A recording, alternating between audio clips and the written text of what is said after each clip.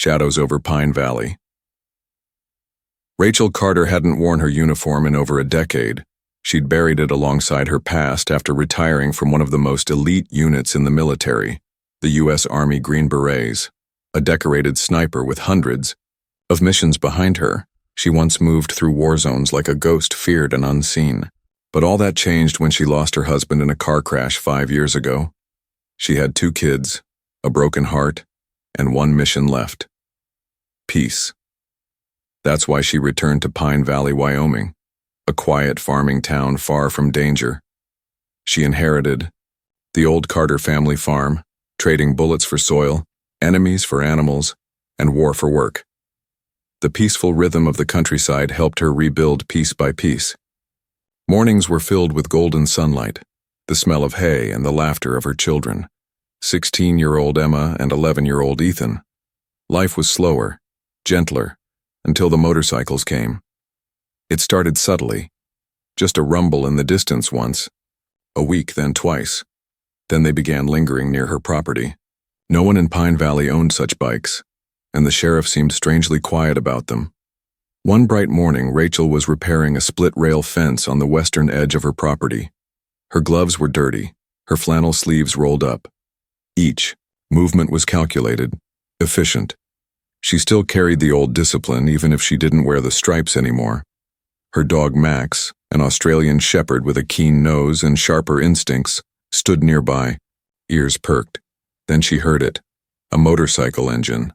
Louder, closer. Rachel looked up.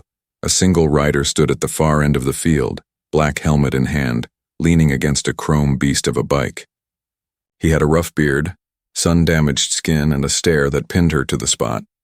His leather vest bore a wolf's skull with the words, "Iron Wolves MC" stitched across the top. He didn't wave, didn't speak, just watched. Then he smirked, slow and mocking, before revving the engine and kicking up a storm of dust as he sped away.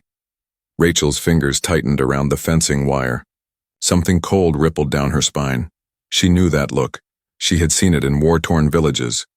It wasn't curiosity, it was recon. That evening, as she made dinner, her daughter Emma burst into the kitchen, breathless. "Mom, Mrs. Bradley, just called. Some bikers were asking about us at the gas station, asking who owns this farm." Rachel put down the knife. "Did she say what they looked like?" Emma nodded. "One had a snake tattoo on his neck. She said they weren't locals, and they looked serious." Rachel's blood ran cold. "Where's Ethan?" "Out back with Max." She moved quickly, stepping out onto the porch, scanning the fields. Ethan was crouched near the chicken coop, feeding the birds. But Max was on high alert, ears stiff, body tense, barking into the distance. Rachel's instincts surged back. She didn't carry a sidearm anymore, but her eyes moved like a soldier's, scanning terrain, noting weak spots, exits, angles. "Mom," Ethan called, pointing toward the tree line. "I saw them, 3 bikes. They stopped up there, just watching, then they left." That night she didn't sleep. Instead, she opened the hidden trapdoor beneath the barn floor. Dust rose as she pulled back the tarp. Beneath it, locked in a weather-sealed chest, lay her past. An M24 sniper rifle, binoculars, tactical vest, encrypted radio, and a faded patch that read, "Carter, U.S. Army, Special Forces." She hadn't touched it in years. Now her hands moved like they'd never stopped. The next day, she visited the Pine Valley feed store. Inside, Sam, the owner, leaned over the counter. "You seen them too, huh?" he asked, eyes scanning the empty store. "Iron Wolves. They're not just bikers, ex-military, some of them, real organized. They've been shaking down farms in neighboring counties. Pay up or burn." Rachel's voice was flat. "How many?" 2 dozen, maybe. Some locals say more. They travel fast, pick soft targets." Rachel's jaw clenched. "We're not soft." Later, her elderly neighbor Martha caught up with her in the parking lot, clutching a newspaper. "Rachel, you need to read this." A grainy photo of a man stared from the front page, scar down his cheek, eyes like dead coal. Viper, leader of the Iron Wolves. They torched the Thompson farm last week, north of here. all for refusing to pay protection. Rachel returned home with her gut twisted. As she drove up the dirt road, she noticed new tire tracks, fresh, wide, circling the house and disappearing toward the west boundary. They were scouting, testing. That night, she sat on the porch. Her children were inside, safe for now. Max lay by her feet. In her lap, she cradled the old shotgun meant for coyotes. But her mind was already moving beyond it. Planning. She stared at the barn, specifically the hollow wall behind the hay bales. Her rifle waited behind it. Her gear, her past. She had hoped she'd never need them again, but the wolves were circling, and this time she would not run. The moon rose high over Pine Valley that night, casting a silver glow across the Carter farm. The fields shimmered under its light, calm and quiet, but Rachel knew the silence was just the eye of a storm. She couldn't sleep. Her mind kept running battle drills, muscle memory reawakening with every creak of the house. She stood at the kitchen window, sipping black coffee, eyes locked on the distant fence line. She thought about Emma's bright spirit, Ethan's curiosity, Max's loyalty, and the thin line of barbed wire that stood between them and something darker. At 3:12 a.m., Max growled. Rachel's heart didn't race. It steadied. She moved to the back door, silently lifting the shotgun from beside the coat rack. Max padded to her side, his tail stiff, ears up. Then she saw it, a flash of light, quick, low to the ground, near the barn. Rachel crouched by the edge of the porch. Max whined softly as if asking permission. "Stay," she whispered. She moved through the shadows like a wraith, bare feet on cold dirt, flannel shirt fluttering in the breeze. Her eyes adjusted quickly to the dark, her ears sharper than most. Another flicker of light. A figure, tall, heavy, at the barn door, crouched and fiddling with the lock. Rachel moved in fast, the barrel of her shotgun up before the man even realized she was there. "Step away." "Now," she said coldly. The man froze. He was dressed in black, wearing leather gloves. He turned slowly, raising his hands. Hey, easy now, lady. Just a mistake." Rachel stepped forward, pressing the barrel to his chest. Mistakes don't usually carry crowbars. He gave a nervous chuckle, but his eyes stayed calculating. "Just passing through. Thought this was abandoned." "Then you won't mind sitting tight till the sheriff gets here." But Rachel knew that was useless. Sheriff Harlan hadn't been answering her calls for days. Rumor had it he was already in Viper's pocket. The man's smirk returned. "You don't want to do that. We're just trying to offer protection, like insurance." "Funny. My insurance doesn't sneak onto my property in the middle of the night." Rachel tightened her grip on the shotgun. The man's eyes flickered toward the tree line. Another figure moved there, barely visible. She spotted him instantly.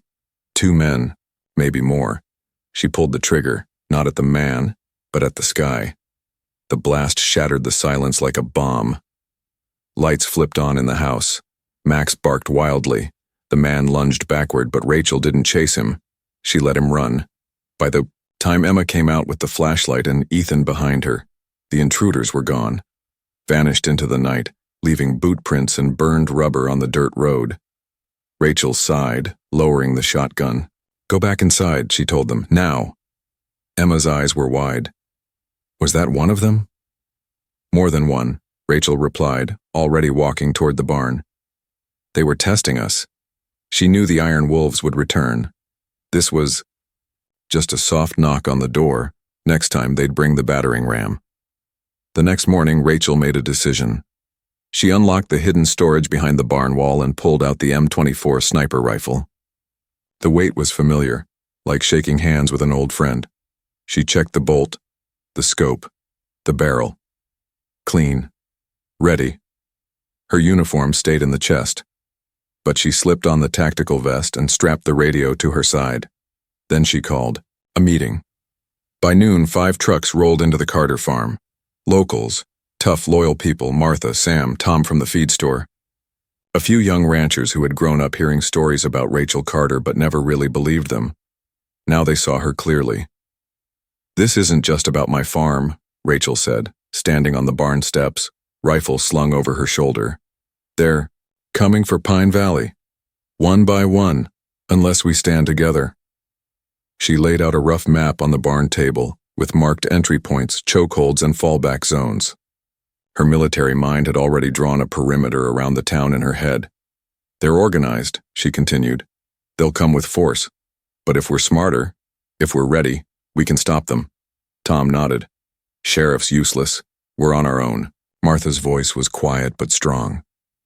"Then let's do it right, like you taught us." Rachel looked around at her neighbors. Some old, some young, but all ready. Fear in their eyes, but also fire. That evening, they got to work. Reinforced fences, dug trenches near key roadways, moved supplies into safe houses. Every old barn became a watchpost, every haystack a cover. Emma learned to handle a radio. Ethan helped install motion lights around the property. By the time the sun dipped behind the hills, Pine Valley wasn't just a sleepy farm town anymore. It was a fortress. Rachel stood on the roof of her barn as the stars blinked to life. Bizao scanned the horizon through her scope, breathing slowly. They were coming, and this time they wouldn't find a scared widow. They'd find the ghost of a warrior reborn. The first strike, war comes to the valley. The valley woke to an eerie silence, the kind of silence that made even the birds forget to sing. Rachel Carter stood on the farmhouse porch, the morning air thick with tension. The coffee in her cup had long gone cold, but she didn't care. Her eyes were fixed on the road that curved through the hills like a snake, and somewhere down that path, the wolves were coming. She could feel it. By now, Rachel had transformed her family farm into something unrecognizable. Not from the outside, no. The barn still stood tall, the fields swayed gently with the wind, and the chicken coop still clucked with life. But beneath the surface, beneath the hay, the feed sacks, the innocent appearances, were carefully laid traps, pre-planned fallbacks, and firing positions. This was no longer just farmland. It was a battlefield. Max, her loyal Australian shepherd, barked once, low and sharp from his post near the shed. Emma came out next, her boots crunching on the porch steps. She wore a cap pulled low, her long hair tied back, and a serious expression on her young face. At 16, she wasn't a soldier, but she was her mother's daughter. Rachel glanced at her. "How's the southern perimeter?" "Reinforced. Sam and Devin just finished laying the tripwire traps near the drainage ditch." Rachel nodded. "And Ethan?" "Helping Martha stack barrels behind the garage. He's excited. Thinks it's like one of those video games." Rachel allowed herself a brief smile, but it didn't reach her eyes. "He'll learn real fast," she murmured. It happened just after 4 p.m.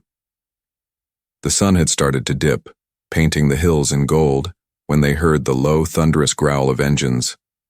Not one, not three. More than a dozen, rolling heavy and hard over the dirt road, raising a dust cloud that curled like smoke into the sky. The iron wolves had arrived. Rachel moved fast.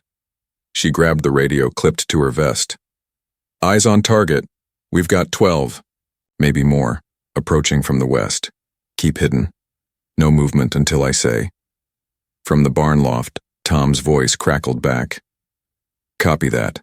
I've got them in sight. Vipers leading. Same scar on the face."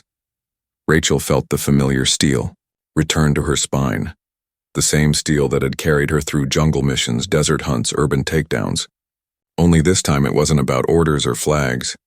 It was about her children, her town, her home.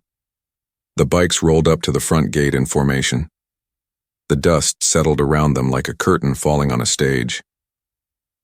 The lead rider dismounted with slow, deliberate steps.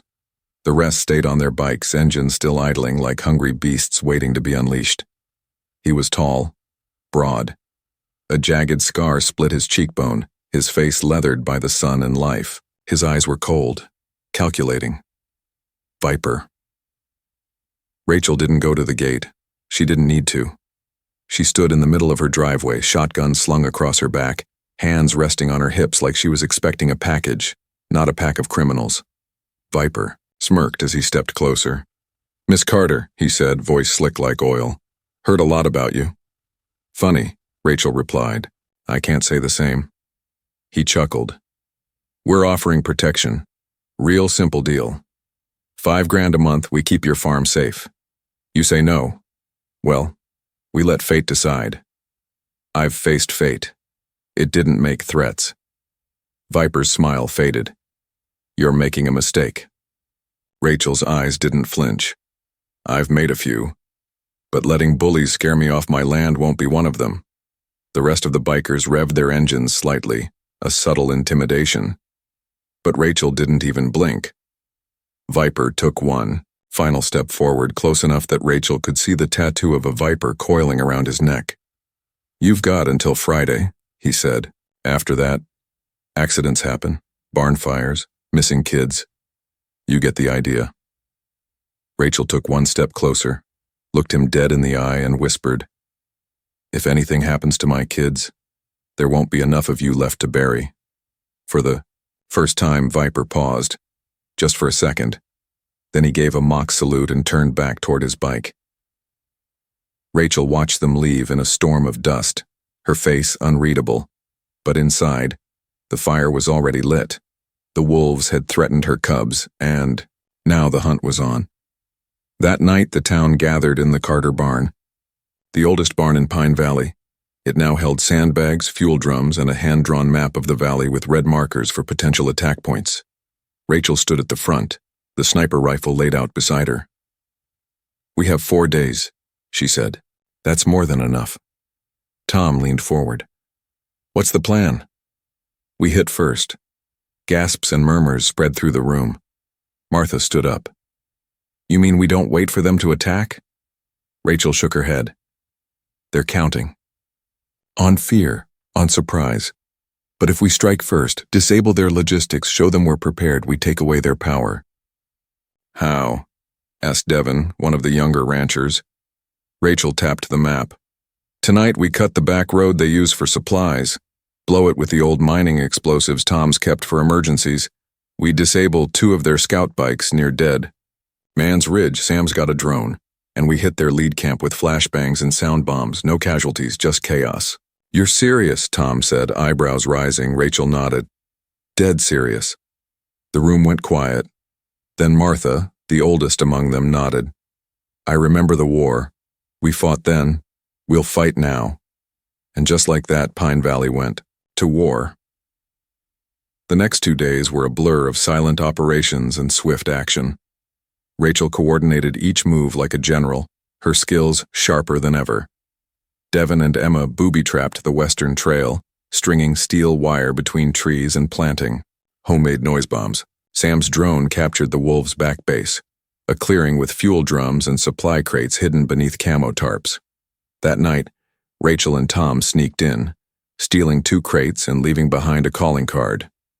A single Green Beret patch, nailed to a tree. The message was clear. They weren't scared. And then, the retaliation came. On the 3rd night, just before midnight, a small explosion rocked the northern fence of the Carter farm. The barn lights flickered. Max barked like mad. Rachel was out of bed in seconds, sniper rifle in hand, boots half-laced. From the loft, she spotted 4 figures. One had a gas can, another carried a machete. Rachel didn't hesitate. Her shot cracked through the night, precise and clean. The gas can exploded in the man's hand, a fireball erupting beside the tree line. The rest ran. One limped, in less than 5 minutes the field was empty again. The next morning, Viper's voice came through the town's emergency radio. "You had your chance, Carter. You embarrassed us, now we're coming. Not for money, not for fear, but for war." Rachel lowered the radio. "War, then. So be it." The final stand, when the earth fights back. The winds over Pine Valley whispered like ghosts, stirring leaves and memory. The sun had not yet risen, but the sky had begun to turn. A deep violet stretched across the mountains, hinting at the blood-orange dawn to come. Rachel Carter stood in the barn loft, rifle balanced on a sandbag, watching the road through a high-powered scope.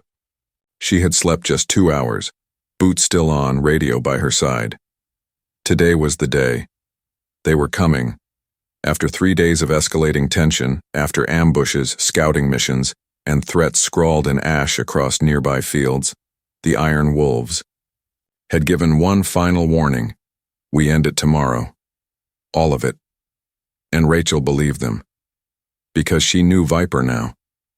She had seen his mind in the way he moved his men, in the way he watched her with eyes that measured people like targets. He wasn't just angry, he was humiliated. And when predators get humiliated, they stop calculating. They go for the kill. But Rachel hadn't spent decades outsmarting terrorists and insurgents just to be outplayed by a biker gang. This was her land, her town, her people. And she wasn't alone. By 4:30 a.m., every light in Pine Valley was out. Not a single lamp burned in any home, not even the old gas station at the corner. From a satellite, the town looked deserted, but it wasn't. Behind every fence, behind every shuttered window, behind every stack of hay or overturned plow, someone waited. Armed. Ready. The citizens of Pine Valley, teachers, ranchers, teenagers, retirees, were now soldiers. At 4:52 a.m., the rumble began, first like thunder in the distance, then louder, closer. The road groaned under the weight of more than 30 motorcycles and 3 black pickups. This wasn't a shakedown. This was an invasion. Rachel called out through the radio, her voice low and calm. Positions. Remember, this isn't about revenge. It's about stopping them. Hold until I give the signal. From the field, Tom replied, "Aye, Commander." She smiled faintly at the title. She hadn't worn it in years.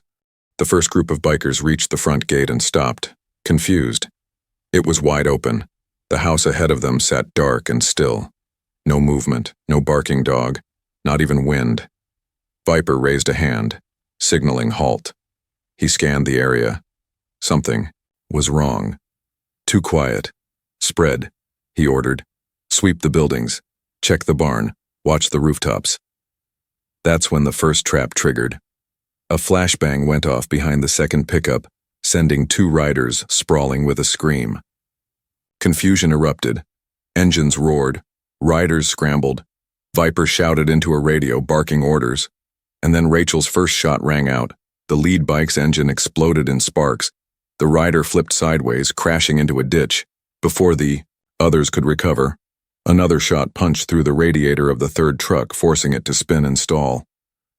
From the wheat fields, Tom and Sam opened fire with hunting rifles, targeting tires, engines, and fuel tanks, not people. This was psychological warfare, Rachel's specialty. Viper, now crouched behind his truck, was fuming. "They planned this," he growled. "They're dug in." Another explosion echoed from the side barn. Emma's team had rigged barrels of powdered lime and diesel. A white plume filled the air, blinding riders. Then came the noise. Cowbells, alarms, old car horns wired to motion sensors. Chaos. Total. Calculated chaos. Viper pulled his pistol, sprinting toward the house, 5 men behind him. But Rachel was already on the move. She'd left her perch minutes ago, ghosting down from the loft to the barn roof, where she now had direct visual on the porch. As Viper and his men approached, she waited, watching, counting steps. 1, 2, 3. Now. She dropped a smoke grenade between them. In the confusion, her voice cut through the haze. "Drop your weapons and leave."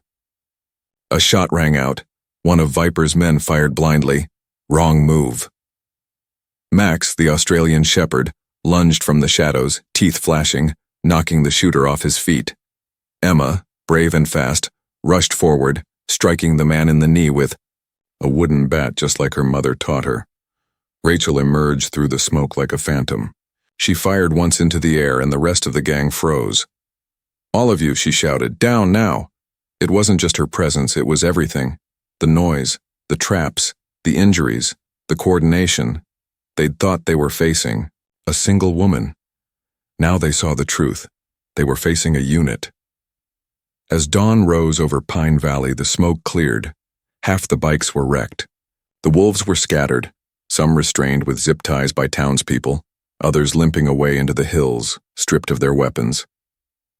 Viper stood in the center of the field, disarmed, bloodied but alive. Rachel approached slowly, rifle lowered, but eyes sharp. "You think this is over?" Viper snarled. "No," Rachel said. "This is a message." "To who?" he spat. "The next gang? The government?" "No," she said calmly. "To my children. To my town. To anyone who thinks good people won't fight back." Viper tried one last bluff. "There's more. Like me. Bigger gangs. You won't survive the next?" Rachel stepped closer, face inches from his. "Then we'll be ready." She nodded to Sam, who tied Viper's hands and loaded him into the back of a trailer. The sheriff, now shamed by the town's unity, had no choice but to drive the criminals straight to the state police. By the time the sun was high in the sky, Pine Valley stood tall and proud, damaged but not broken, wounded but undefeated. Rachel sat on the porch with Emma and Ethan, a bandage on her arm, dirt on her face, but a peace in her eyes she hadn't felt in years. "You think they'll come back?" Ethan asked. Rachel looked at the distant road. "They always come back," she said. "But now they know. We don't run. We stand. Together." Emma leaned on her shoulder. Max barked softly, curled at her feet. The Carter farm had survived. More than that, it had won.